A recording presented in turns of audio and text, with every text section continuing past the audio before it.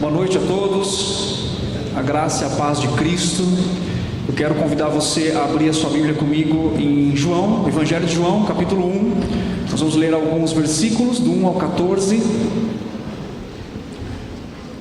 Aliás, do 1 ao 18, mas nós vamos focar em alguns versículos somente. João capítulo 1, verso do 1 ao 14.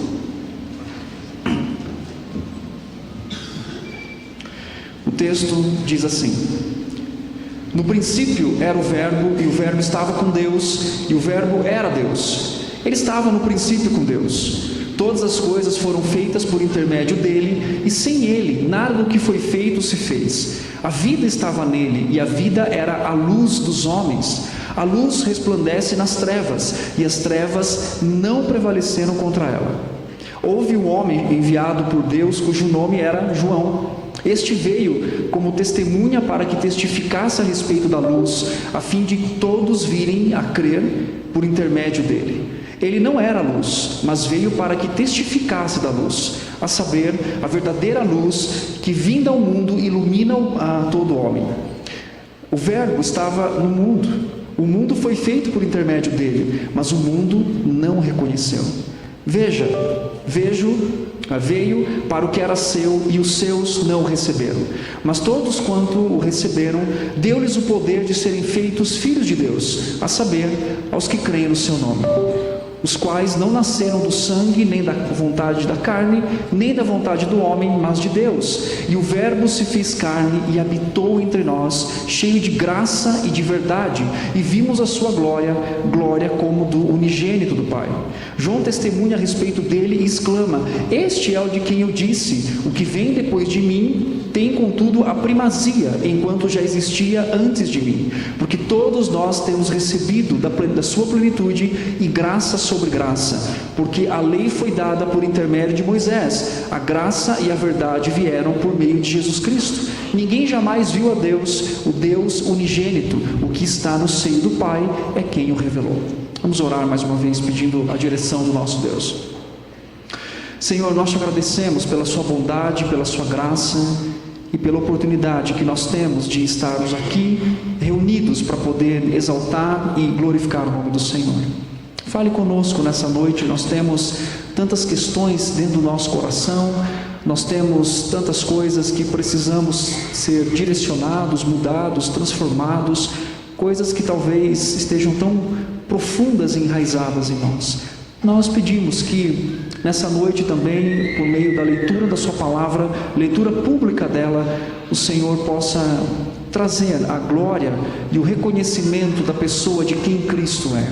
E também, ao olharmos para a sua palavra, nós possamos ter um temor no nosso coração, de nos achegarmos a ela com reverência, mas também sabendo que o Senhor quer, por meio dela, falar com o seu povo que está aqui.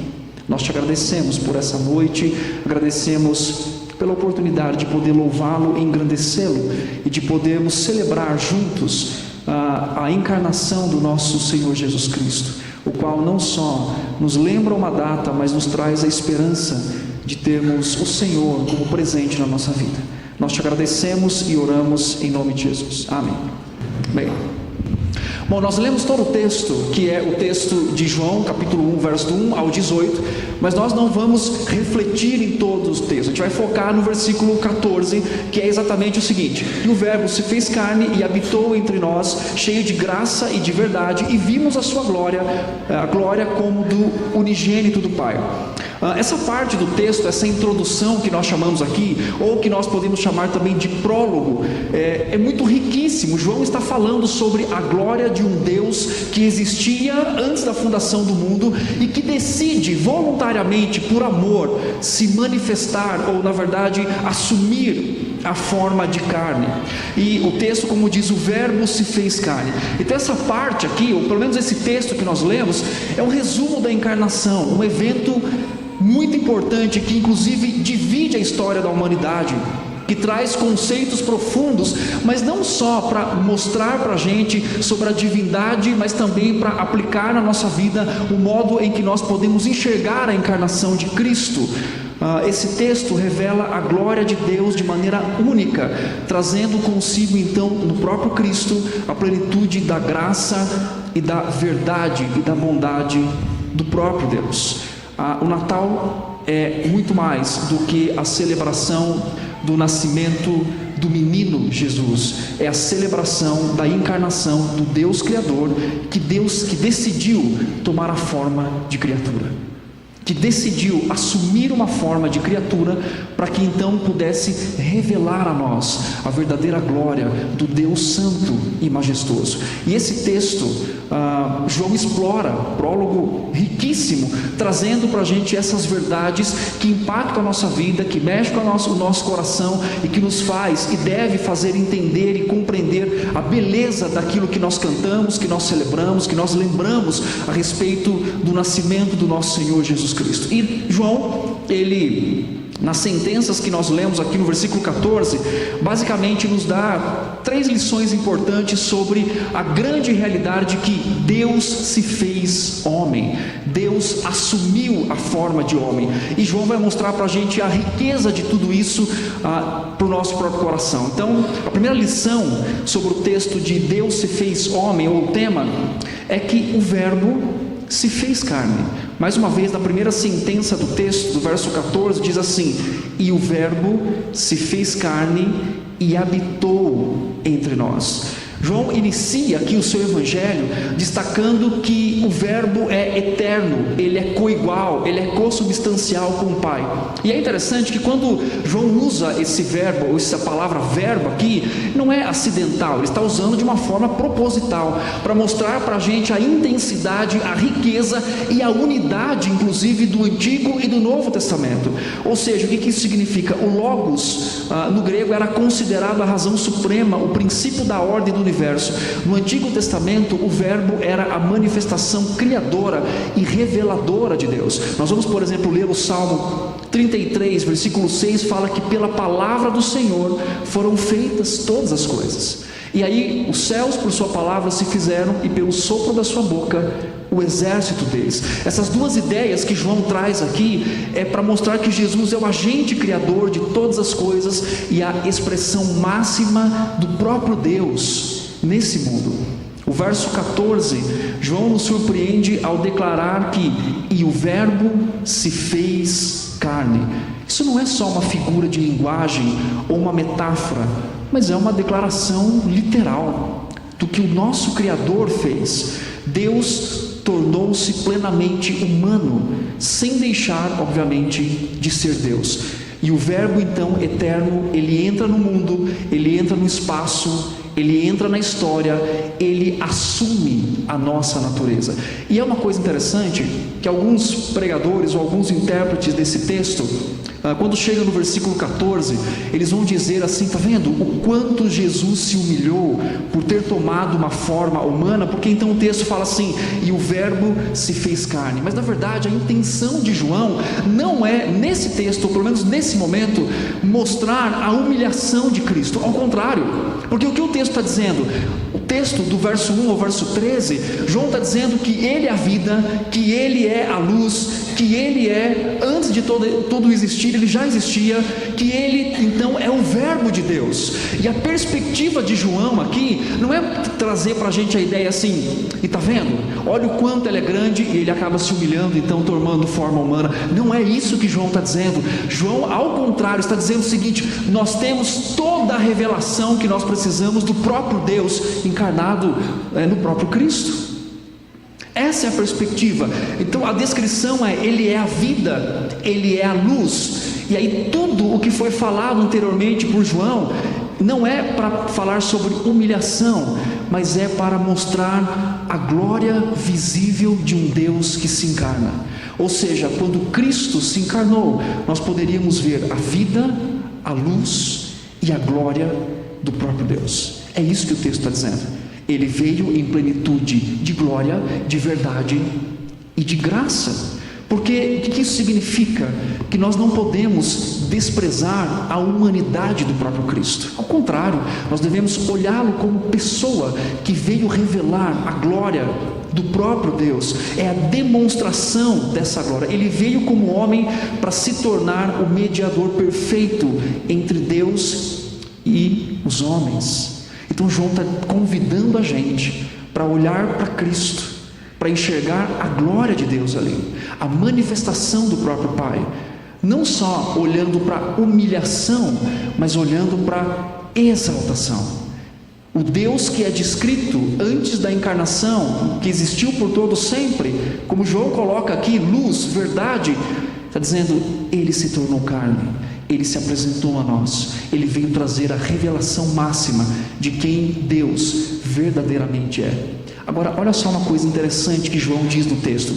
João não diz que Jesus, que o Verbo se transformou em carne. Olha só que interessante. Versículo 14, e o Verbo se fez carne. Não é isso que está no seu texto aí? O texto não está dizendo que Jesus se tornou ou se transformou em carne, mas que Ele se fez carne. Por quê? Porque João está dizendo que, apesar de assumir essa postura, ou assumir a encarnação, Cristo não deixa de ser Deus, Ele é imutável. A encarnação é, na verdade, a ação divina, obviamente, do próprio Cristo, mas que não é, obviamente, um abandonar da sua deidade. Jesus é verdadeiramente Deus e verdadeiramente homem. E uma coisa interessante é que Cristo não se transformou em homem para passar por essa terra, para cumprir a sua obra e depois foi embora e deixou de ser homem. Ao contrário, lá em Timóteo, Paulo fala assim que Cristo continua sendo o mediador dos homens, o mediador entre Deus e o homem, Cristo homem. Ou seja, quando Cristo assumiu a forma humana, Ele assumiu de uma forma que nunca mais Ele deixará de ter a sua natureza humana. Não é transitório. Ele não só apareceu na história da humanidade, mas assumiu a humanidade. Ele assume isso para todo sempre. Isso é uma expressão do amor precioso de Deus pela nossa vida. Quando Cristo, quando a Trindade, quando o próprio Pai envia o seu Filho para assumir um corpo, uma humanidade, Ele sabia que não era um tempo transitório, que não era por um breve momento, mas por toda a eternidade. O Criador se torna a forma da criatura por amor aos seus.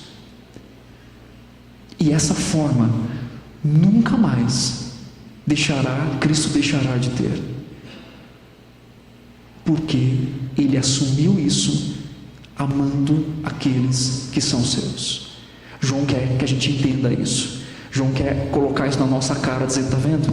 Olha o que Ele fez para vocês. Olha como Ele tomou essa forma.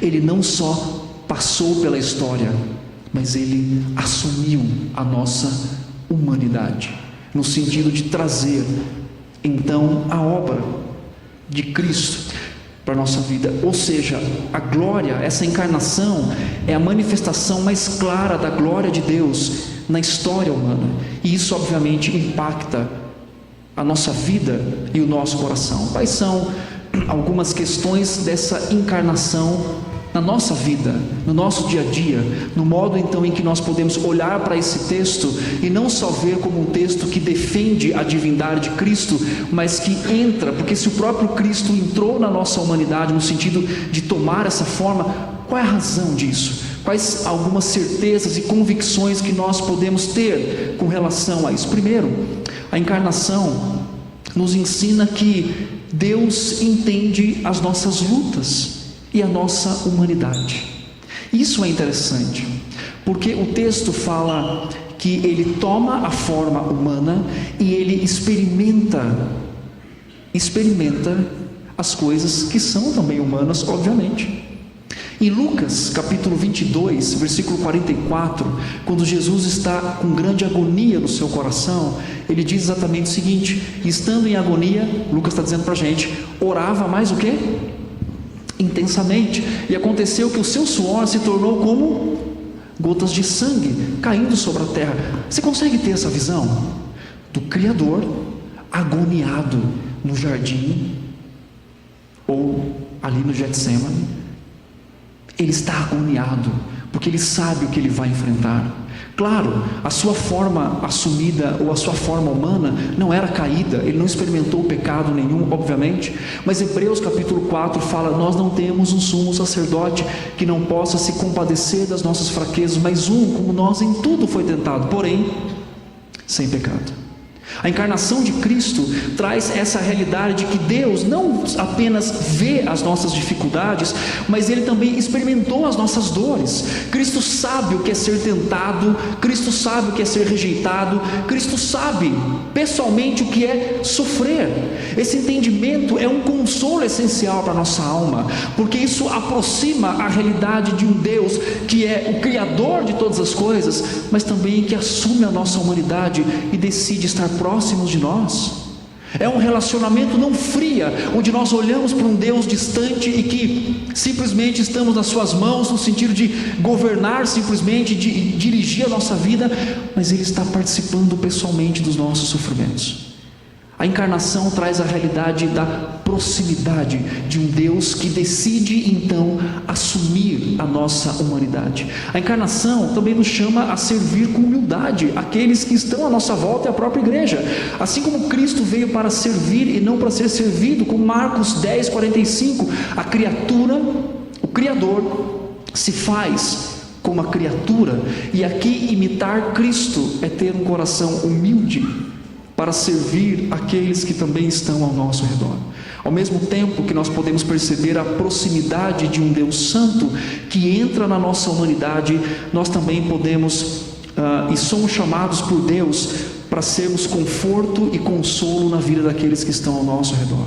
A humanidade de Cristo, a encarnação dele, traz essa realidade para a nossa vida. E ainda falando sobre o Verbo que se fez carne, a encarnação mostra que Deus está perto, que a promessa dele se cumpre desde o Antigo Testamento, quando ele fala assim: eu serei o seu Deus e vocês serão o meu povo. E Deus nunca, em tempo nenhum, deixou essa verdade. Em momentos de dor, e que muitos podem questionar a proximidade de Deus, a encarnação de Cristo é uma prova definitiva de que Ele não nos deixou sozinhos, de que Ele não abandonou o seu povo. Isso inunda o nosso coração de esperança e de graça em saber que Ele não só passou pela história, Ele assume a nossa humanidade e permanece conosco até aquele dia e permanecerá por toda a eternidade. Então João está dizendo isso, está vendo? Aquele que é a luz, aquele que tem toda a glória, aquele que a vida está nele, ele toma essa decisão, ele faz isso por causa do amor a si mesmo e pelos seus. Uma segunda lição que nós temos nesse texto sobre Deus se fez homem, nós temos também algo que traz a perspectiva principal, ou que Deus habitou entre nós, ou tabernaculou entre nós. Interessante esse conceito. Volta para o versículo 14, ele diz assim: e o Verbo se fez carne e fez o quê? Habitou entre nós. E é interessante isso, porque lá no Antigo Testamento, o tabernáculo era um lugar onde Deus manifestava a sua presença no meio de Israel. Êxodo 25 fala sobre isso, tá? E ele então, esse tabernáculo, ele simbolizava a presença e a proximidade de Deus com relação ao seu povo. Mas também tinha um conceito de santidade, mas eu não quero focar nisso agora. Então, quando João afirma que Cristo tabernaculou, ou na verdade a tradução seria construiu uma tenda, ele fez uma tenda entre nós, ele está dizendo que o próprio Deus veio habitar no meio do seu povo de forma plena e também de forma visível. Jesus, então, aqui no texto, João deixa bem claro que ele é perfeito, ou perfeito tabernáculo, onde a glória de Deus é revelada. Cristo é o tabernáculo perfeito de Deus. Só que tem um detalhe. No Antigo Testamento, o tabernáculo não era fixo, ele era algo transitório. Ele não era permanente ali ainda. O que isso significa? Ao contrário, até mesmo do tabernáculo e do templo, que eram sombras ainda de coisas que viriam, como Hebreus fala para a gente, Cristo é a realidade. Ele não apenas manifesta a glória de Deus, mas é a própria glória encarnada. Então, o que isso significa? Que Cristo é suficiente, apontado aqui por João e também em outros textos, como para a obra redentora do próprio Deus. Nele nós temos essa plenitude. O que Ele fez não é transitório, não é passageiro e é suficiente. Ele veio para trazer então suficientemente e permanentemente a presença de Deus para o seu povo. Fora dele não há essa esperança. Cristo é o cumprimento de um Deus que quer habitar com o seu povo. Deus sempre disse isso: eu quero habitar com vocês. Mas Senhor, a gente é meio, como Isaías, lábios impuros, não é assim? Deus está dizendo: não, mas eu quero ficar com vocês. Deixa eu ficar com vocês. Deixa não, eu vou ficar com vocês. E Deus vem trabalhando isso. E é interessante que em toda a história da redenção há um crescente envolvimento de Deus com o seu povo e a sua habitação, até que então nós chegamos em Jesus, que é a apresentação, a manifestação máxima dessa realidade. Cristo é o cumprimento de um Deus que quer habitar com o seu povo. Quando João diz que Cristo habitou entre nós, ele não está falando de uma visita temporária. Cristo veio para estabelecer um relacionamento firme, permanente e fiel.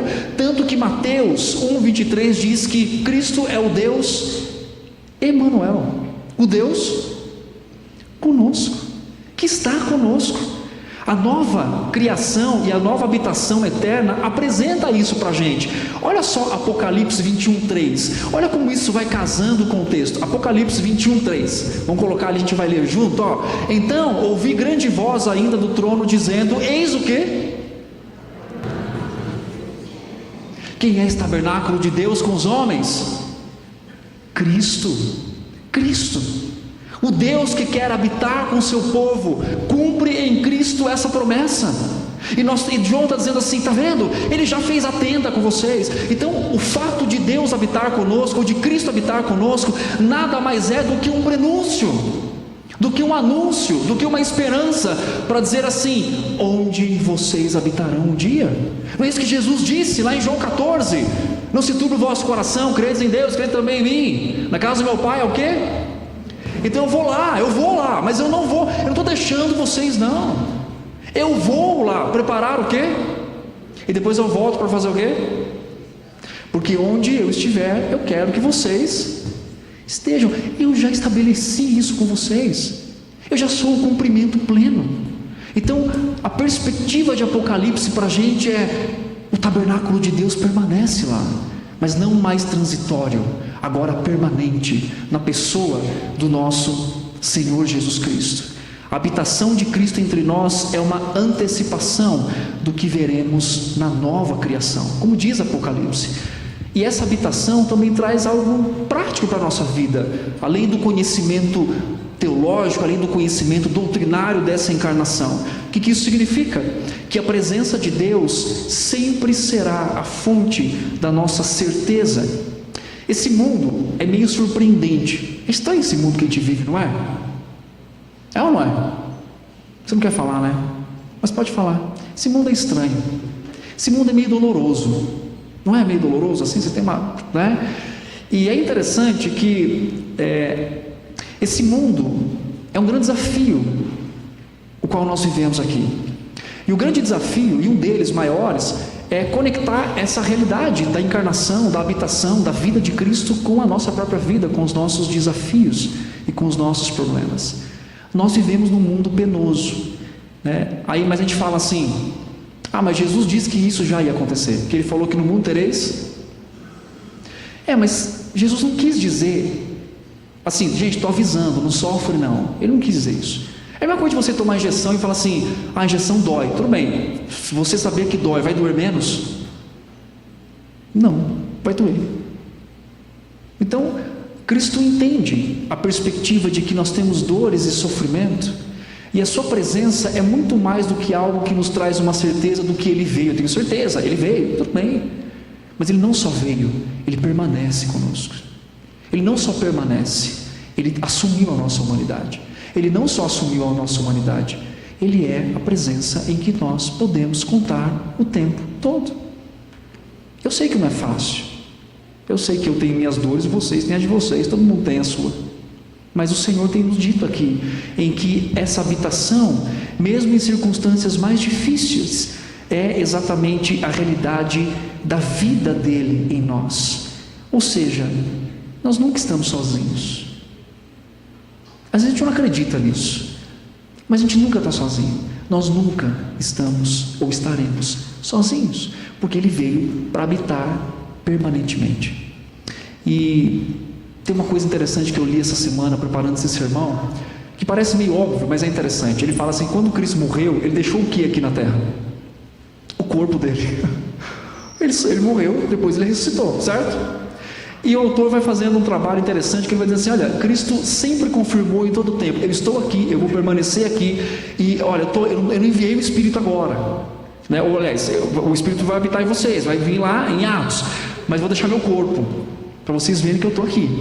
Aí quando depois Ele ressuscita, Ele envia o quê? Quer dizer, depois que Ele prometeu, Ele nunca mais nos deixou sozinhos. A presença firme dEle, mesmo quando nós não entendemos algumas coisas. E isso é interessante, que também nos traz algo importante com relação ao fato de que Ele habitou entre nós. É que toda a nossa vida é vivida na presença de Deus.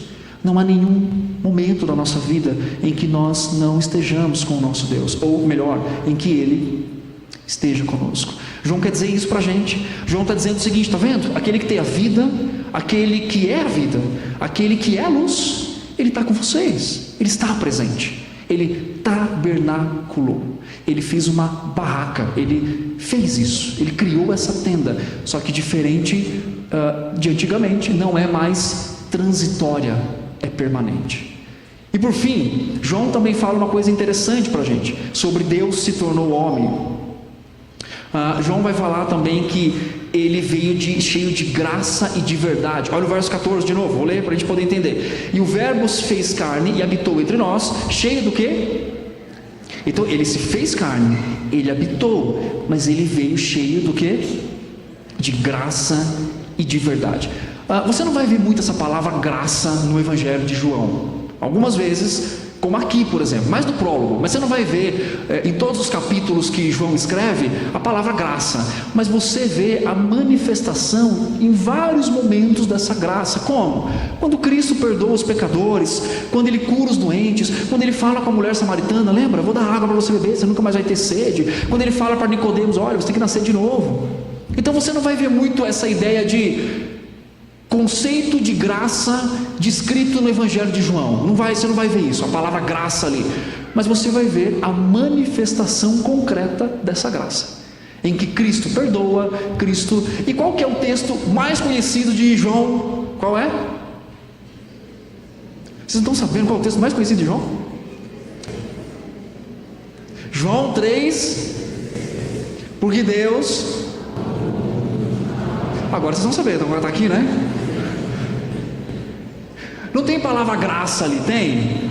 Mas é uma manifestação da graça. E João está dizendo isso para a gente. Ele veio para manifestar isso. Ele está manifestando o tempo todo. Ele está manifestando a graça dele, curando, salvando. Ele é a expressão do amor de Deus. A graça aqui, e isso sempre foi um impacto do ministério de Cristo Jesus. Sempre houve esses dois pilares: eu vou demonstrar graça e verdade. Graça e verdade. E é interessante isso, porque a encarnação também nos prega isso. Nos prega sobre a graça, mas também nos prega sobre a verdade. Verdade é uma palavra que você vai achar muito em João. Conhecereis a verdade? Verdade. João fala muito sobre verdade. Ele sempre vai ter várias vezes lá no texto verdade, verdade. Esse é um conceito importante para João também dentro do seu Evangelho. Mas o que isso significa? Ou o que isso traz a perspectiva? Quer dizer, Cristo, Ele traz a ideia, né, uma palavra favorita de João, como verdade, por exemplo, mas esse equilíbrio entre a graça que se manifesta e a verdade que é pregada. Por que eu estou dizendo isso para você? Porque talvez você olhe para o nascimento de Jesus hoje, para essa palavra, para a sua vida, e você fala assim: gente, quanta graça, é muita graça. E realmente é a manifestação da graça. Mas se você não expor o seu pecado, essa graça não vai ter muito sentido para você, porque ele traz graça, mas ele também traz verdade. Cristo sempre fez isso, né? Lembra isso? Quando ele chega para Nicodemos, antes de falar da graça, ele expunha o coração de Nicodemos. Quando chega para a mulher samaritana, antes de falar para ela: olha, eu vou te dar a vida, ele fala assim: vai lá, chama seu marido. Esse equilíbrio que a vida, que o ministério, que a palavra traz para o nosso coração. A encarnação traz isso, a realidade e a possibilidade de viver a graça abundante, mas também a verdade abundantemente. E ele veio para trazer isso, graça e verdade, em modo em que nós somos confrontados. A graça de Cristo não ignora a verdade, ela a confirma. Ele expõe o nosso pecado, mas oferece perdão. Essa é a beleza do Evangelho. Isso é a beleza que o Evangelho expressa, em que ele expõe o quão ruim a gente é. Se você acha que você é bom, eu tenho uma notícia para você: você não é. Se você acha que você é legal, você não é. Você é muito ruim. Eu também. E o nascimento de Cristo, ou a encarnação dele, por isso que eu disse no início, faz sentido para você, que Natal é muito mais do que uma celebração de nasceu o menino Jesus. O Natal é a celebração de que Deus se tornou homem, e que essa verdade traz uma mensagem muito importante para nós. Você pode ser comovido hoje porque Cristo nasceu, que bom, mas isso nunca tem um impacto pessoal na sua vida. Mas você pode ter a ideia de que a graça foi manifesta, mas a verdade também, expondo aquilo que há no nosso coração. É o equilíbrio em viver a graça e a verdade. A verdade que nos expõe, mas a graça que nos perdoa. Essa é a combinação perfeita de graça e verdade em Cristo, que deve nos levar a adorá-lo e a engrandecê-lo por isso. A encarnação de Cristo, o Deus que se torna homem, traz essa realidade. Isso é uma postura que também nós devemos assumir, uma postura de anunciar para aqueles que estão ao nosso redor esse equilíbrio e essa realidade da manifestação do Deus que traz graça e verdade para esse mundo. Essa é a maior mensagem que nós podemos dar no Natal. Estranho de falar, imagina na mesa lá no Natal, o pessoal tem uma mensagem para vocês: todos vocês são pecadores, acabou a ceia de Natal. Mas eu tenho também uma outra verdade, que a graça se manifestou, e ela tem um nome, chama-se Jesus Cristo. A encarnação, ela impacta, ela nos desnuda, ela nos confronta, ela mostra quem realmente somos. Por quê? Porque o texto fala que Ele é luz e nele não há trevas. Ele é a luz. Então, ao nos aproximarmos dele, nós somos expostos totalmente no nosso coração, mas ao mesmo tempo nós enxergamos a manifestação dessa graça perdoadora de Cristo Jesus. E é isso que eu quero dizer para você nessa noite, que se você está sendo o seu coração exposto, você tem uma grande oportunidade também de olhar para a graça daquele que pode perdoar todas as coisas. É uma esperança que nós temos para o nosso coração e para a nossa vida, e é isso que João quer que a gente entenda: Deus que se torna homem.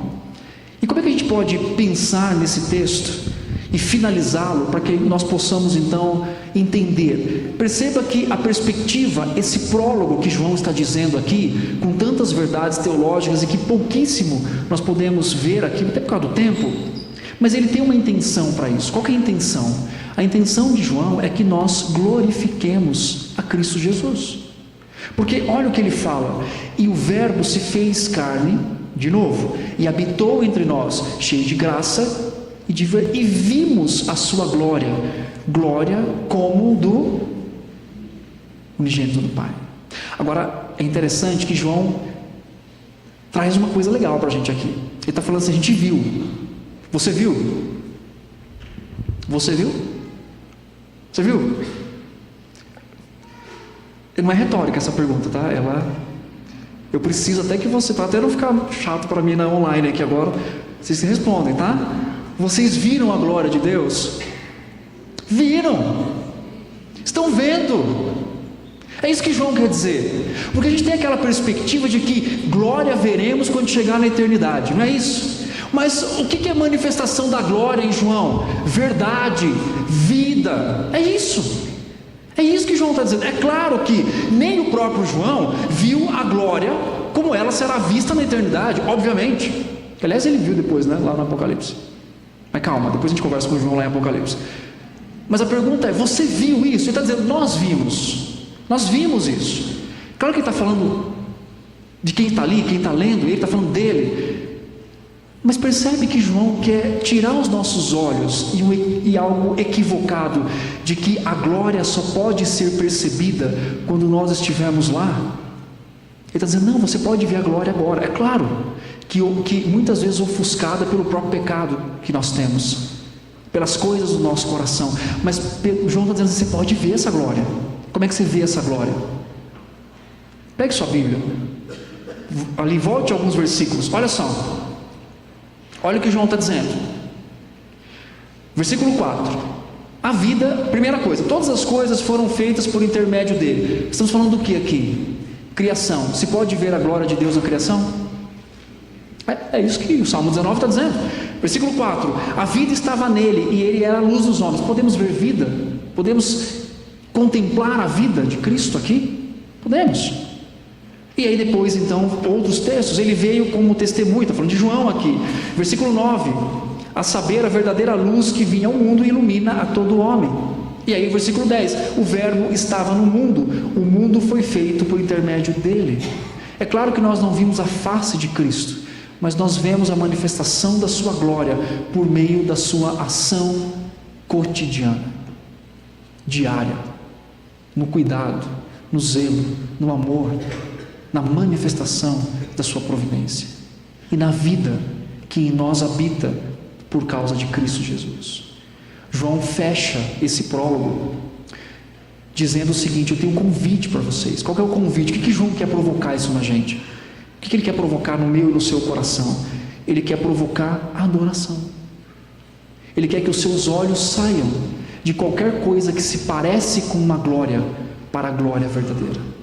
Ele quer que os seus olhos deixem o local e a perspectiva do que é chamativo para você, brilhante para você, para algo que é muito mais brilhante, muito mais chamativo, que é a glória de quem? De Cristo. É isso que ele está dizendo. E como é que ele fez isso? Tudo que eu disse até agora. Ele se tornou homem. A ideia aqui que ele quer criar em nós é o desejo, devemos desejar em ver plenamente essa glória. O último texto que eu vou ler com vocês, abra sua Bíblia em João 17. Conhece esse texto, não conhece? Não é isso? Versículo 1: tendo Jesus falado essas coisas, levantou os olhos ao céu e disse: Pai, é chegada a hora, glorifica a teu filho, para que o teu filho assim como lhe conferiste autoridade sobre toda a carne, a fim de que lhe conceda a vida eterna a todos que lhe deste. E a vida eterna é esta, que conheçam a ti como o único Deus. Certo? E aí, olha o versículo 4: eu te glorifiquei na terra, consumando a obra que me confiaste para fazer. E agora, glorifica-me, ó Pai, contigo mesmo, com a glória que eu tive junto de ti. Olha só que lindo isso. Senhor, eu manifestei lá. João 1, lembra? João 1, que a gente acabou de ler. Ele veio, graça, verdade. Senhor, eu trouxe a sua glória aqui. Eu manifestei. Eu mostrei a sua plenitude. Agora, olha o pedido que ele faz para Jesus, para Deus. Jesus faz para o Pai. De novo: e agora, glorifica-me, ó Pai, contigo mesmo, com a glória que eu tive junto de ti antes que houvesse mundo. Mas continua.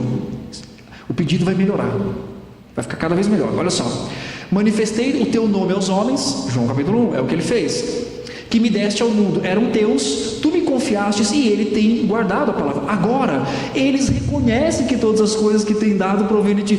Olha só, agora eles sabem, eu manifestei, eu falei a verdade, eu manifestei a graça, agora eles estão sabendo. Ele continua. Porque eu lhes tenho transmitido as palavras que me deste, e eles receberam e verdadeiramente conheceram que saí de ti, e creram que tu me enviastes. Alguns não. Lembram disso? Alguns não reconhecem, alguns não reconheceram, mas a todos quanto lhe receberam, deu-lhes o poder de serem feitos, a saber, daqueles que creem em seu nome. João 1,12. Jesus está repetindo coisas do prólogo aqui, porque o prólogo cresce em todo o evangelho de João. E aí ele continua, versículo 9: é por eles que eu rogo, não rogo pelo mundo, mas por aqueles que me destes, porque são teus. Ora, todas as minhas coisas são tuas, e as tuas coisas são minhas, e neles eu sou o quê? Glorificado. Já não estou no mundo, mas eles continuam no mundo, ao passo que eu vou para junto de ti. Pai Santo, guarda-os no teu nome, que me destes, para que eles sejam um, assim como nós. Quando eu estava com eles, guardava-os no teu nome, que me destes, e protegi-os, e nenhum deles se perdeu, exceto o filho da perdição, para que cumprisse a escritura. Mas agora eu vou junto de ti, e isso falo no mundo, para que eles tenham o meu gozo completo em si mesmo. Eu lhes tenho dado a sua palavra, e o mundo os odiou, porque eles não são do mundo, como também eu não sou. Agora, olha só, versículo 15: não peço que os tire do mundo, e sim que os livre do mal. Eles não são do mundo, como também não sou. Santifica-os na verdade, a tua palavra é a verdade. E aí o Senhor fala assim: assim como tu me enviaste ao mundo, também eu os enviei ao mundo, e a favor deles eu me santifico a mim mesmo, para que eles também sejam santificados. E aí olha só, não rogo somente por estes, mas também por aqueles que vierem a crer, por mim e por você. Jesus já está orando por você aqui.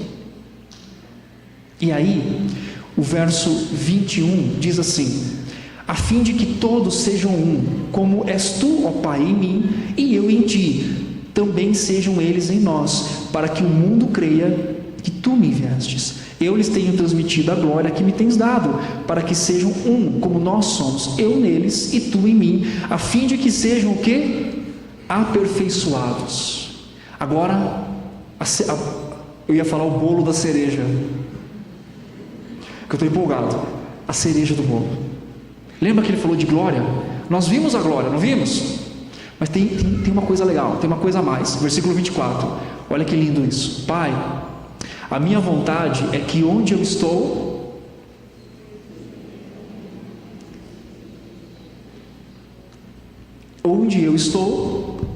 volta lá. Pai, a minha vontade é que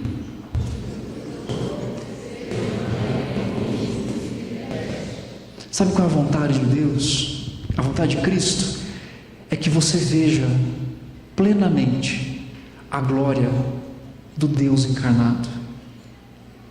Nós vemos lampejos dessa glória, mas um dia a veremos pessoalmente.